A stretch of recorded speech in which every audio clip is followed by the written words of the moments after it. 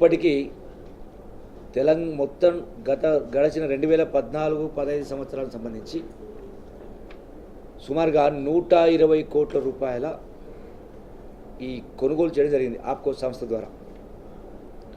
ఇందులో తెలంగాణ చేనేత కార్మికుల నుంచి, తెలంగాణ చేనేత సంఘాల నుంచి వాళ్ళకు రావాల్సిన బాకీలు సుమారుగా 22 కోట్ల రూపాయలు అనుకుంటాను.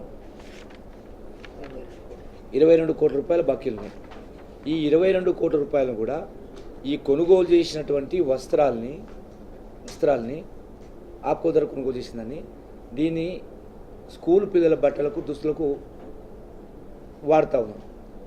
ఈ welfare departments, social welfare department కానీ, ట్రైబల్ వెల్ఫేర్ కానీ, అట్లాగే మైనార్టీ సంబంధించి కానీ ఈ వెల్ఫేర్ డిపార్ట్మెంట్ కానీ ఈ డబ్బులు కూడా రావడం జరిగింది. జిల్లాలకు వచ్చినాయి, జిల్లా ఎడ్యుకేషన్ డిపార్ట్మెంట్కి వచ్చినాయి. ఈ సిస్టమ్ ద్వారా డిఈఓ నుంచి మళ్ళీ సంబంధిత హెడ్ మాస్టర్ దగ్గరకు పోవడం, ఈ హెడ్ మాస్టర్స్ ఆ పంపినటువంటి బట్టకు వాళ్ళే కుట్టించుకునే కార్యక్రమం జరుగుతుంది. ఆ హెడ్ మాస్టర్స్ మళ్ళీ ఆ డబ్బును ఆప్కోకి చెల్లించాలి.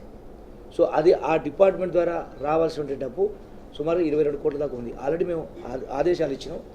తక్షణమే ఆ జిల్లాలో ఉన్నటువంటి స్కూల్స్లో ఉన్నటువంటి హెడ్ మాస్టర్స్ అకౌంట్స్లో ఉన్నటువంటి డబ్బును తక్షణమే ఆప్కోకు చెల్లించాలి కార్యక్రమం చేయాల్సింది. దీని ద్వారా వచ్చిన డబ్బును కూడా తక్షణమే ఏ సంఘాల ద్వారా కొనుగోలు చేయడం జరిగిందో వాళ్ళ బకాయిలు మొత్తం కూడా తక్షణం చుప్తా చేయడం జరుగుతుంది. వీళ్ళని త్వరగా చేసేట్టు కార్యక్రమం చేస్తాము. ఇప్పటికీ ఆదేశాలు ఇవ్వడం జరిగింది. పర్సనల్ కూడా ప్రతి జిల్లా కలెక్టర్తో కూడా నేను కూడా స్వయంగా మాట్లాడుతూ ఉన్నాను. ఇది ఒక అంశం. భవిష్యత్తులో అంటే ఇప్పటి నుంచి ఈ 2015-16కు సంబంధించి వచ్చేటువంటి ఆర్థిక సంవత్సరాలకు సంబంధించి పూర్తిగా స్కూల్స్లో వాడేటువంటి విద్యార్థులు వాడే దుస్తులకు అవసరమైనటువంటి బట్ట మొత్తాన్ని కూడా టోటల్గా 100% తెలంగాణ చేనేత కార్మికుల నుంచి, తెలంగాణ చేనేత సహకార సంఘాల నుంచే కొనుగోలు చేసే కార్యక్రమం చేస్తాం.